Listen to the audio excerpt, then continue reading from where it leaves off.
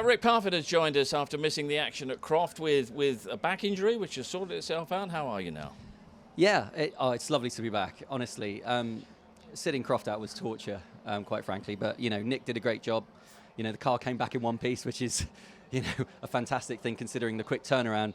But yeah, no, the back's good. I think, Steve, you and I, we've reached a certain age. These things start to happen, even though you look remarkably fit.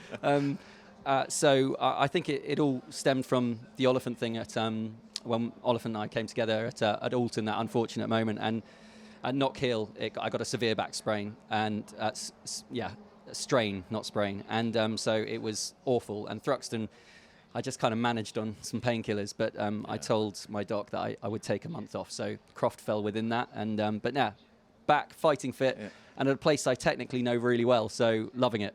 But good for you for pitching up at Croft and giving the support, because it's not an easy place to get to if you're not actually racing.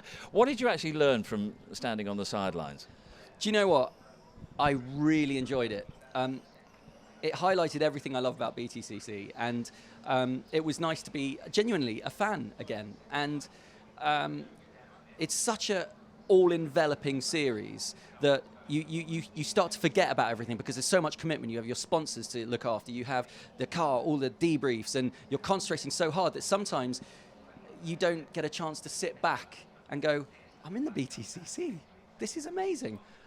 I'm on the same pit of tarmac as Shedden and Turkington and Plato, all these people I've looked up for years, and now I'm just holding them up. It's great, So, so for me, it was great to be watching, and the racing was phenomenal. It was pretty rough, so there's a few moments where I just thought, I'm quite happy I'm not in amongst it, but it was fantastic to see. And I have to say as well, there's been some drivers who've been really lovely to me, and it was great to see Aiden get a win as well. I thought he drove well, and of course Jake drove in a blinder in race. And then Turks.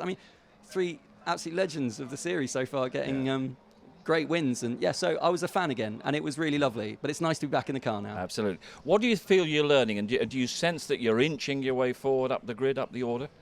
Yeah, definitely.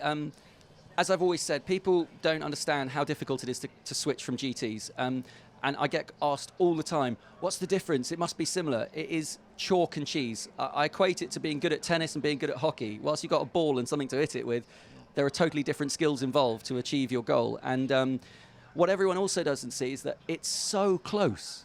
It's so close. The grid is usually covered by a second to a second and a half. Tenths can put you 10 positions higher, a couple of tenths. It's just unbelievable. So, no one is slow. So if you qualify in 28th, as obviously I have on a couple of occasions, I still think I've done pretty well.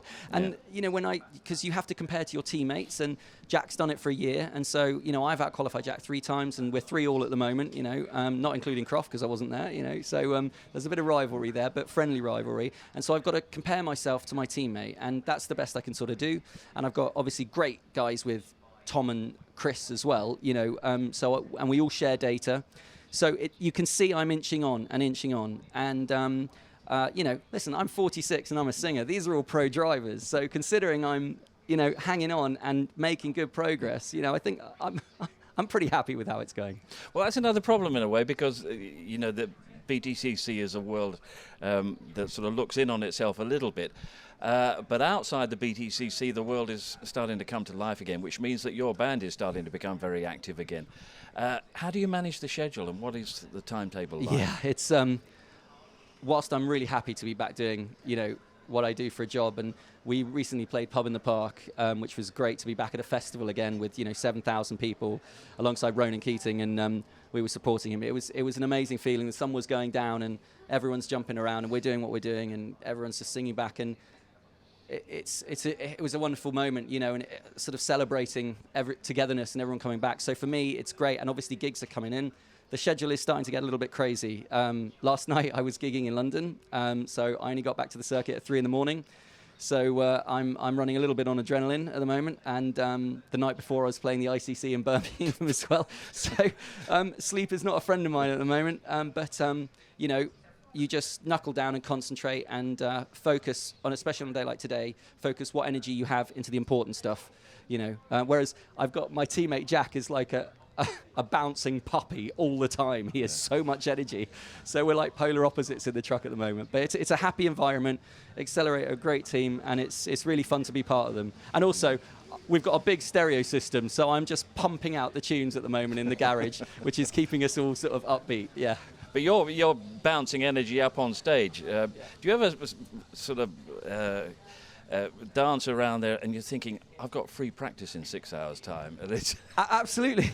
Absolutely. Of course you do. It does enter your mind. But everyone knows I only know one way to do stuff. And it's the same whether it's music, whether it's anything else. I go 110%. I will put my all into everything. I've given my all to this, and I'll know that whatever happens at the end of the season, I will have given everything I possibly can. And it's the same with music. Everyone deserves a good show. Whether I'm in the car, I want to put on a good show for people here. Whether I'm on stage as well. I've been really embraced by the fans. I can't say I had so many lovely messages, and it's been really good fun. And I don't know whether you've seen, but when we've done the driver parades, I've just switched back onto Rick on stage mode, where everyone's just going waving. I've been running up going, yay, like this, and getting everyone sort of chanting and stuff, and it's been yeah, sorry about that, folks. It's been really good fun, so hopefully we brought a little element of fun to it. Oh, you certainly have. Everyone understands that and applauds it as well. If we had half your energy, I think we'd all be in a great place. But thank you very much, Rick, great to have you on board. Thank you.